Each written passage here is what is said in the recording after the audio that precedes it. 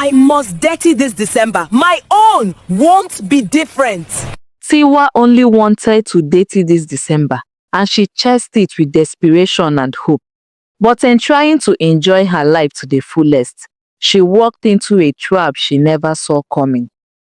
It is that time of the year again, oh. December is not just a month.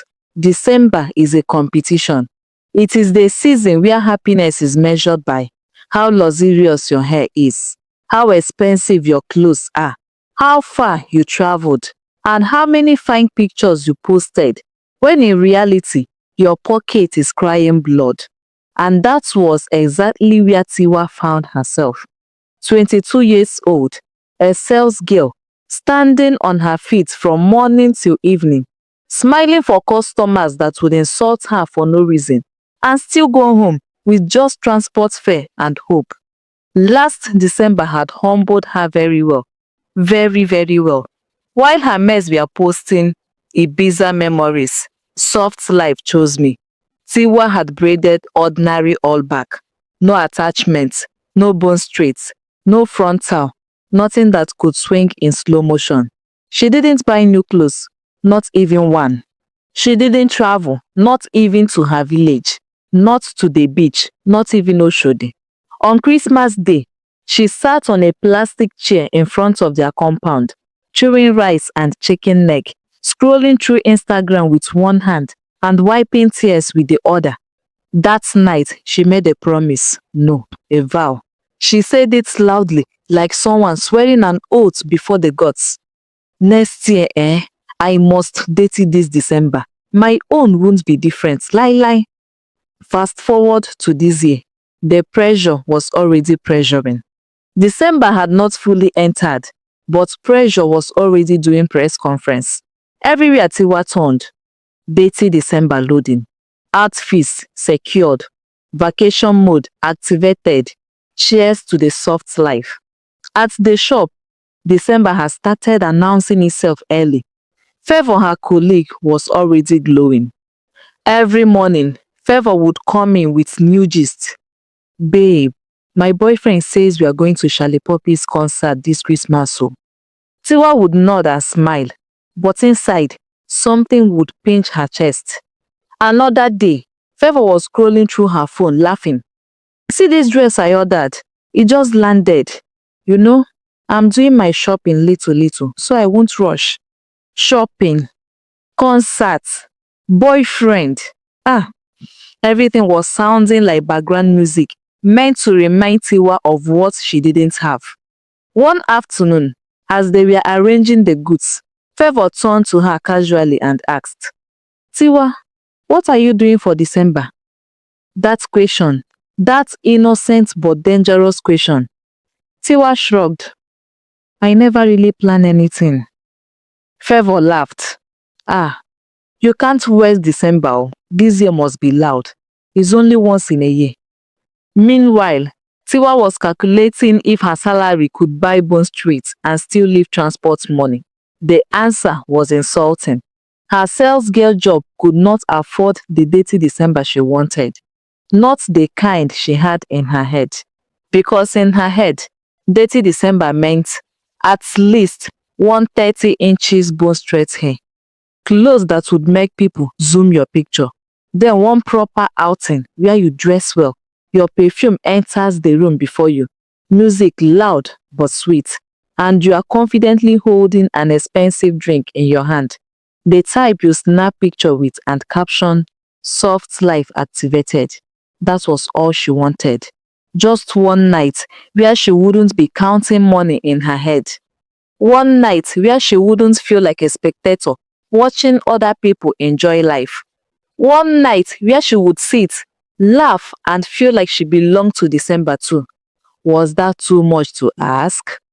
That night, when Tiwa lay on her bed scrolling through Instagram, Favor's voice was still ringing in her head. This year must be loud. At that point, she was ready to do anything. She sighed and muttered to herself, wondering how other girls met Odogu on Instagram so easily. Was there a special setting? Was it luck? Or was she using the wrong network? She needed an Odogu to rescue her. She scrolled again. That was when she saw something that looked like an answered prayer. The ad. It came like every other sponsored post. Clean flyer, luxury background, bold fonts, exclusive private events. Looking for classy female ushers. Must reside in Lagos. Must not be above 25. 2-day event. Pay 500,000 naira. Limited slots available. Hosted by a prominent businessman. 500,000 naira. Tiwa sat up immediately. She read it again and again. Then she whispered, God, 500,000 naira for 2 days. Her brain started calculating at the speed of light. Bone straight, checked. New clothes, checked. Detty December, checked and checked. In her mind, this was not just money.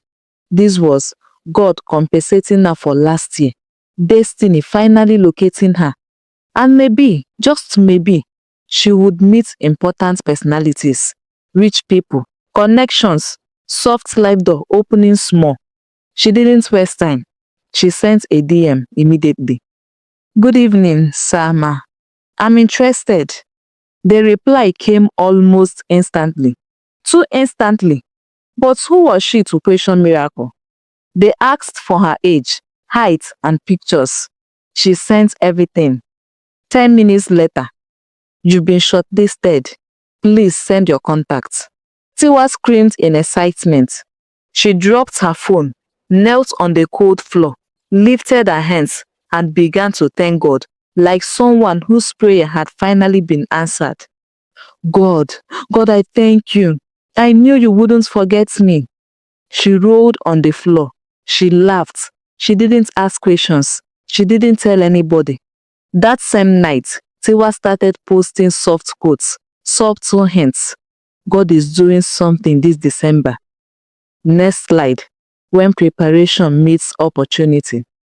On the morning of the supposed event, Tiwa woke up early.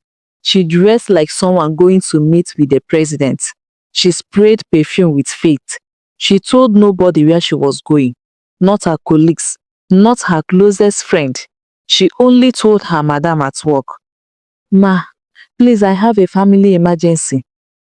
And just like that, Tiwa stepped into what she thought was her breakthrough.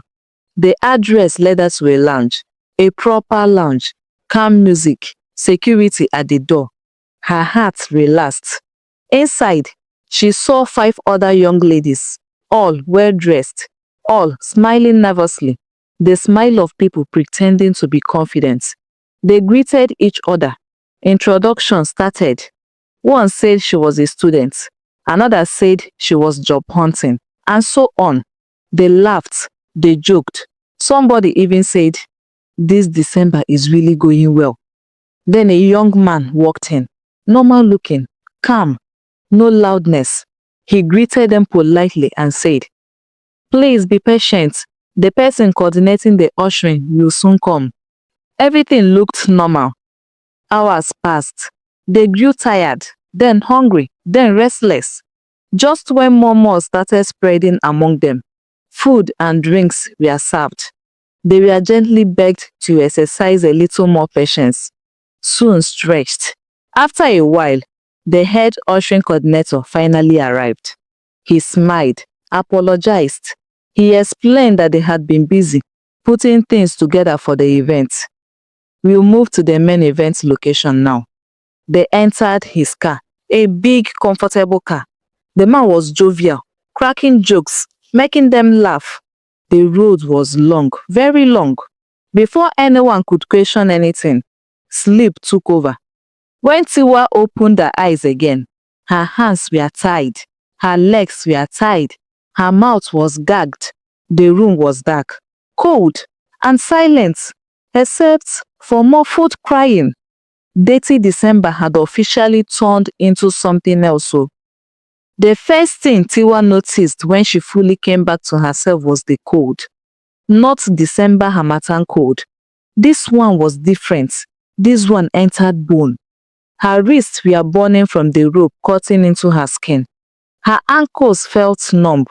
Her mouth tasted like loath and fear. She tried to scream. Nothing came out. Just a low, useless sound trapped behind a gag. That was when she realized she wasn't alone. 6 of them, all tied, all on the floor of a strange room with no windows. One of the girls was already crying so hard that her shoulders were shaking like generator with low fuel. Another one was whispering prayers through her nose. Tiwa's heart started beating like it wanted to break her ribs and escape on its own.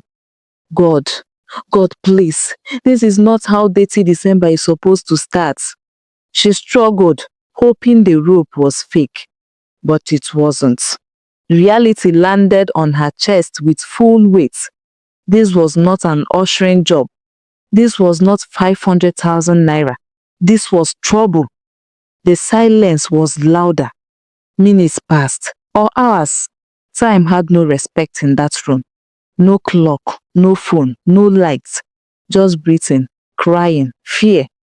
Suddenly, the door opened. Light rushed in like it came to mock them. A shadow appeared, then another. 2 men. Their footsteps were calm. Too calm. One of them laughed. So, these are the December packages. The girls froze. Tiwa's whole body went cold. December packages. The man squatted in front of them slowly, like someone admiring goods in a market. See as Instagram dey spoil people life. He chuckled. Another man replied, "Na so, everybody want Detty." They laughed like this was a joke, like human beings were punchlines. Truth dropped like bomb. The leader, because his voice sounded like leader, stood up and spoke casually, as if he was explaining traffic directions. Nobody will shout. Nobody will try nonsense. Cooperate and this thing will go smoothly. He removed the gag from the first girl. She inhaled sharply, like she had been underwater. Please, please, sir, don't hurt us, please. The man smiled, a slow smile that didn't reach his eyes. Nobody is planning to harm anybody. Relax. That sentence was supposed to calm them, but he did the opposite. Because nobody planning to kill anybody was not the reassurance anybody asked for. He continued, "We are going to call your people." He let the words settle before continuing. "Every one of you will reach out to someone close to you. We'll tell you what to say." He looked around the room and added quietly, "As long as everybody cooperates, everybody stays safe." That was when Tiwa understood. This was not prank. This was kidnapping. And suddenly, 500,000 naira felt like the most expensive foolishness of her life. Tiwa wondered who she was going to call. Was it her widowed mother, still toiling in the village, struggling to survive on little or nothing? Her chest tightened. She felt sorry for herself, sorry for her mother, sorry that desperation had pushed her into a place she never imagined. Tears streamed down her face as she wept bitterly, silently begging for forgiveness. Tiwa was the last to leave the kidnappers den. It was after Christmas before she finally returned home.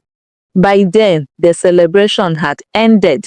Her mother had sold the only piece of land her father left behind, the last thing holding them together, just to bring her daughter back alive. Tiwa only wanted to feel happy. She wanted to belong. She wanted one good December like others. But pressure blinded her. And what came like a miracle came with teeth, sharp teeth. While others were laughing and sharing food, a mother sold her only land to bring her child back alive. Money can be made. December will come again and again. But life, once lost, does not come back. So before you rush to impress people who do not know your name, before you follow fast money that does not allow questions, remember this.